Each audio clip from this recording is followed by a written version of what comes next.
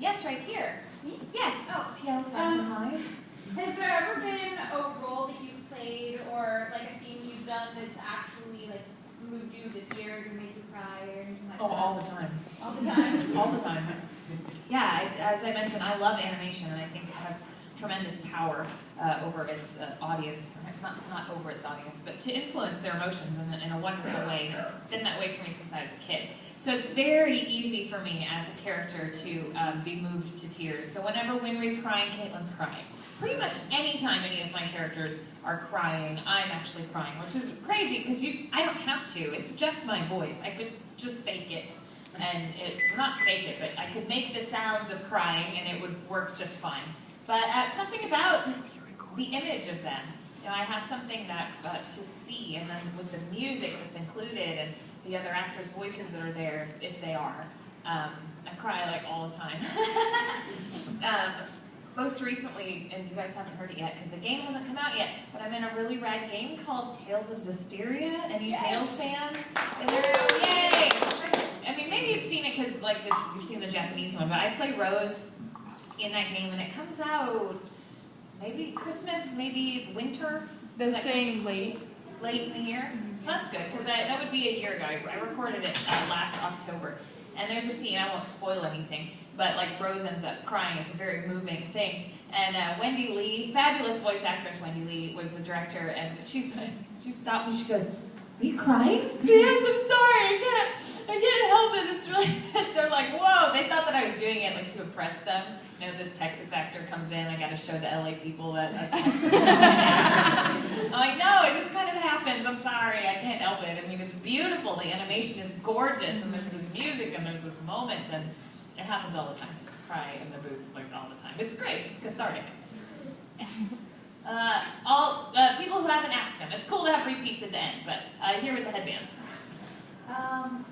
I saw that you were the ADR director for both Oron and Full Metal. What was it like being the director of both two of the most popular anime that It was pretty awesome. Working on Oron is my favorite thing to date, though the show that I'm currently directing, I'm directing many, but the show that I'm directing that I can actually talk about, Show by Rock, is probably also up there as maybe my number 2 thing to work on.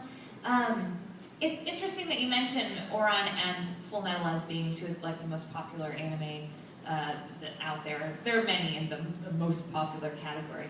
But with Oron, I knew that it was popular in Japan, and I knew that I had a small circle of friends that were really into it. This was back in like 2007. But it hadn't exploded here at the convention scene really until the dub came out. So then I don't think I really knew what it was that I had. I knew that it was special and that I was going to make it as special in English as it was to me in Japanese, and that was my goal. And I think that because that was my goal, it was just everyone adores it. But with Full Metal it was different because I knew that it was already a phenomenon here. It had been when it was in Japanese, it was when it was in English the first time, so there was a lot riding on do a good job on Brotherhood. I'm like, oh, I'm so scared.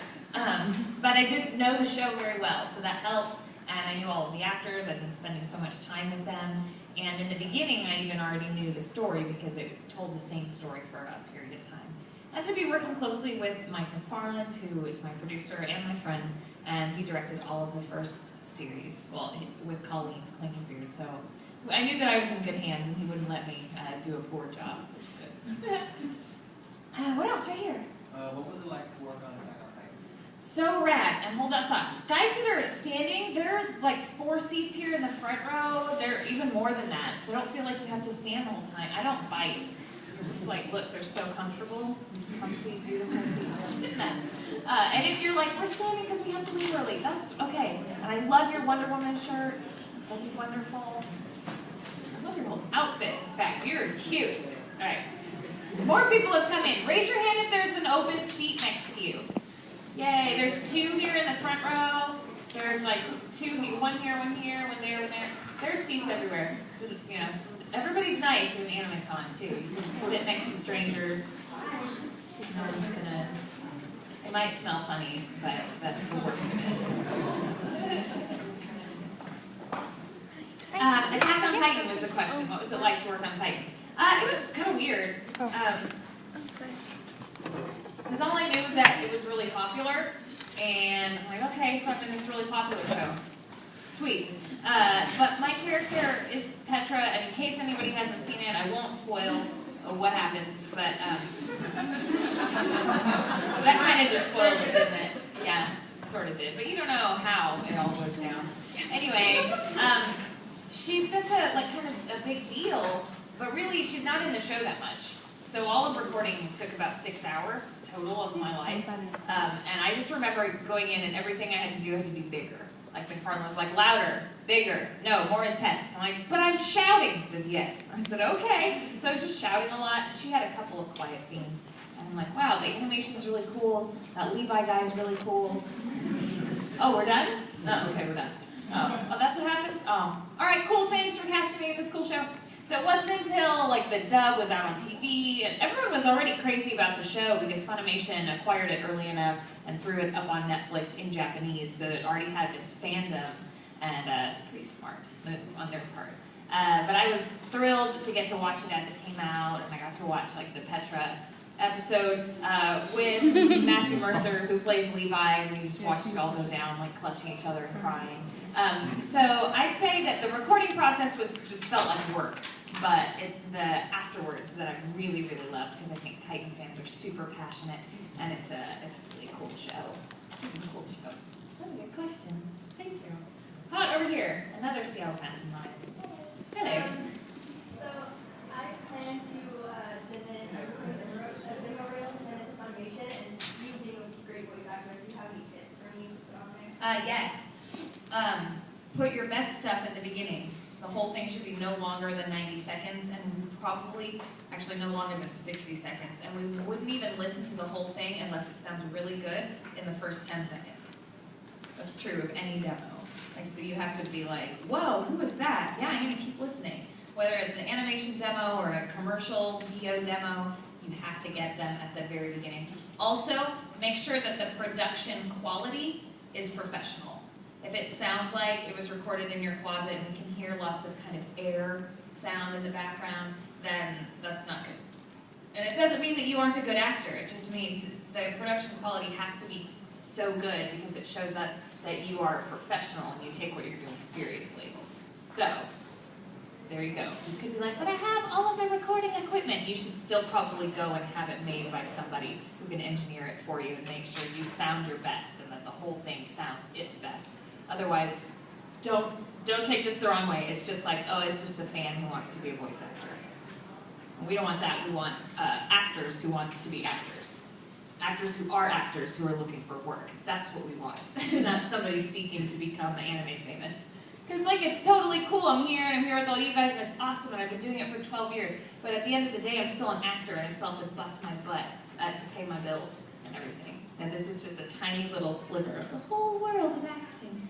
Anyway, but best of luck to you. I'm hard, too. Like, people don't ask me questions like that and expect me to be like, la la la la la la la la la. I'm super realistic about it, because I think that people need that more than they need folks to just tell them, you can do it, yay! So I'm totally your cheerleader, just know you gotta work hard. It's a hard business. Cool? Nice to know you're my cheerleader. Yes. What else you got? Right here. So one of your parts that I really enjoyed that you played is a frame, Fractal. Man, that's like it's an 11 episode run. So how would you compare, it's like a lot of characterization and plot going on, very small compact period of time. How would you compare that to say working as like Brotherhood that ran for 5,000 episodes? How is that, is it extra challenging or is it I think who's seen this show she's talking about called Fractal? Oh, guys, you need to, and it's short, so it's not a big commitment. Beautiful, like Miyazaki-style animation, like on par with Miyazaki, how clean and gorgeous it is. Fantastic voice acting from people like Brina Palencia, Lucy Christian, who else in there? Todd Habercorn, Scott Freeman, Monica Rial, Eric Bale. It's really good, guys. If you haven't, I think it's on Netflix. Maybe. No, it's not. You can find it somewhere. Fractal with an F. And I played this character Fryn, and so she's saying, what's it like being in something that's so short but so involved? I think what helps with the story of Fractal is that everything in it happens in essentially real time. You know, Brotherhood spans years, and that's why I like Brotherhood versus the original Full Metal, which has its own charm, but in Brotherhood you kind of feel more the scope, the length of the story, how long it lasts. But the story of Fractal doesn't take very long to tell, and I think that's why it can be so compressed into just 11 episodes. So what's great about it is that lots of stuff is happening every episode. There isn't any filler. Yeah, I loved it. That's one of my favorite roles ever. Talking about crying, there's some crying involved. Yeah, there's a part where my character isn't really crying, but I wanted to cry, and I was having to hold it in because of the moment at the end, and, you know, I know exactly what you're talking You gotta see Fractal. Seriously, some of the best work by Brina I've ever heard too. She's fantastic. So good. Okay, who hasn't asked one? Okay. So I know that you're directing some shows right now, so like how was the transition from voice acting to directing? Like how did that go? Back in 2005, I'd been at Funimation for about a year, but I was kind of in and out. I was just doing small roles. I had a big role in Spiral, and I started doing more stuff with Full Metal. But even though Winry's a huge character, she's not Ed. She's not in every episode. And I just wanted a way to do more for the company and with the company because it was becoming like my family, like my community. And having a theater degree and having directed some in college, I wondered if maybe I couldn't direct and if they even needed more directors. So I asked my friend Nathaniel, the one who gave me the tour, what to do, and he said that I would just need to go talk to Justin Cook. And I was really nervous about that because he's Justin Cook, and I'm like, he's the big producer, I can't do, even though he's a total hippie and like a super awesome guy and a fabulous voice actor.